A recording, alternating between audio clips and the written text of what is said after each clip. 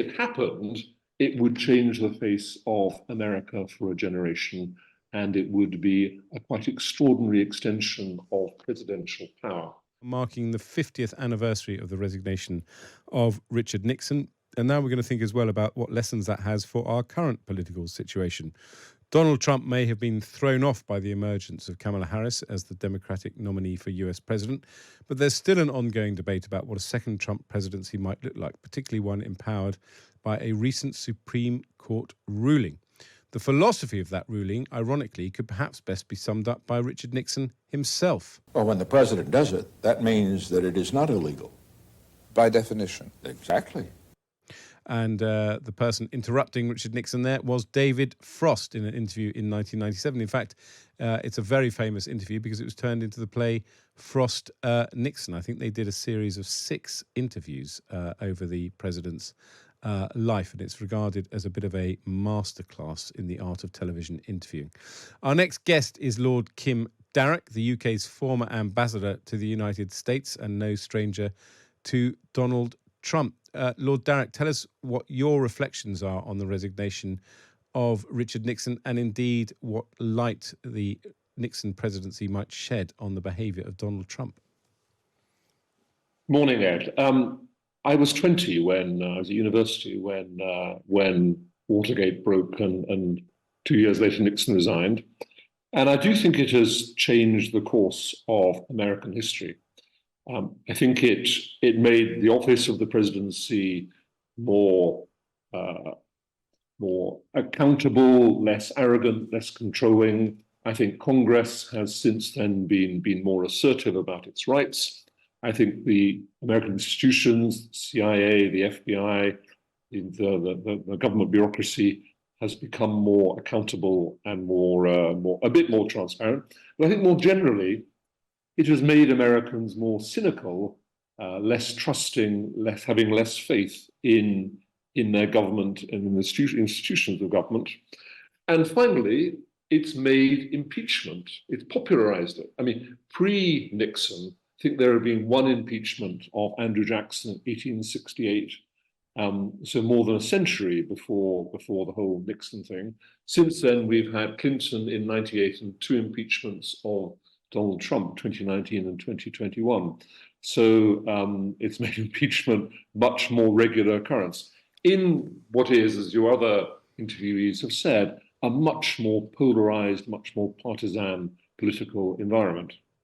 It's an interesting point that about impeachments becoming a sort of political weapon. It wasn't a question that had occurred to me, but there is a certain partisanship, and when your guy gets it, as it were, you feel that, you know, your team has kind of lost and you want to kind of take your revenge. Do you think there's anything in terms of how the Republicans have, how can I put this, internalized the resignation of Richard Nixon that did kind of draw a dotted line to the impeachment of Clinton, a kind of, you impeached our guy, well, I think it's time we impeached your guy? I mean, you know, you wouldn't find Republicans admitting that. They would say that what they did against Clinton was justified by the facts. But I myself believe that what happened, that there is a kind of internalized resentment about it that you see, that you saw in the action against Clinton, and I think in response to Clinton, there may be some of that in Democrat thinking, pursuing Donald Trump with quite the intensity that they did. But of course, there's one huge difference here in all of this, Ed, which is the reason Nixon resigned was because 3 wise men of the Republican Party, led by Barry Goldwater, went to see him on the 7th of August, 1974, and told him that if he didn't resign, impeachment would happen, and not merely impeachment, but conviction would happen, that only a handful of Republicans would vote against this. And what you saw, of course, particularly with, I mean, both with Clinton and particularly with the 2 Trump impeachments in this much more partisan environment, is both the Democrats in 98 and the Republicans in 2019 and 2021 standing by their man, kind of whatever the evidence against them was. So That's another product of, I think, just a very different political environment from the one that pertained in 1974. And of course, at the time, Nixon spent a lot of time effectively saying he was above the law. And we heard earlier from Fred Emery about the controversial pardon of Gerald Ford. Let's hear what Donald Trump had to say in 2019 when he was still president about the powers of the president. Article 2, I would be allowed to fire Robert Mueller. There was not, assuming I did all of the things I said I want to fire him. Number one, I didn't. He wasn't fired. Okay, number one, very importantly. But more importantly, Article 2 allows me to do whatever I want. Article 2 would have allowed me to fire him. So it sounds but like I wasn't going to fire. You know why? Because I watched Richard Nixon go around firing everybody, and that didn't work out too well. You talk about Article 2. So your position is that you can hire or fire anybody, stop or start That any is the investigation? position of a lot of great lawyers. That's the position of some of the most talented lawyers. And you have to have a position like that because you're the president. But without even bringing up Article 2, which absolutely gives you every right. So a president can't obstruct justice? A president can run the country. And that's what happened, George. I run the country and I run it well. When the president does it, it's not illegal? I'm just saying a president under Article 2, it's very strong. Read it. Well, of course, we now have a Supreme Court ruling that effectively says in terms that the president can do what he likes when he's acting as the president. How do you think a second Trump presidency might play out, Kim Darroch, in the light of that? Look, that is, it's a fascinating little extract that you've just produced, and that recent Supreme Court judgment is extraordinary. And as a number of people have commented, it sort of implies that the president wanted, to organize assassination anywhere really. That provided he's doing it while he's president, he's entitled to do that. I mean, it's extraordinarily sweeping that judgment, that Supreme Court ruling.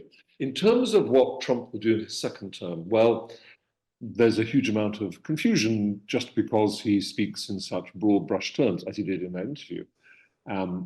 But he has talked about being dictator, but only for 24 hours. He has talked about going after a lot of people who crossed him in his first term, including people like Jim Comey, who's head of the FBI for a while, including Mark Milley, who was the equivalent of chief of defense staff for a while. So there is a lot of talk about retribution and revenge and settling scores against his enemies. There is also talk about changing the rules, changing the US Constitution to allow him to fire literally thousands of public servants who he doesn't regard as loyal and replace them with loyalists. The thing with Trump is, he wasn't great in his first term at implementing a lot of his promises. And whether he could actually get some of this stuff through, no one knows. You have to wait and see if he actually tried to do it, and then whether his own party supported him or not, although his control of the Republican Party is extraordinary. But anyway, if it happened, it would change the face of America for a generation, and it would be a quite extraordinary extension of presidential power. Whether it happens or not, as I say, we can't know. Well, that was Lord Kim Darroch, the UK's former ambassador to the United States, joining us to talk about the 50th anniversary of the resignation of President Nixon and also what it tells us about potentially a future Trump presidency.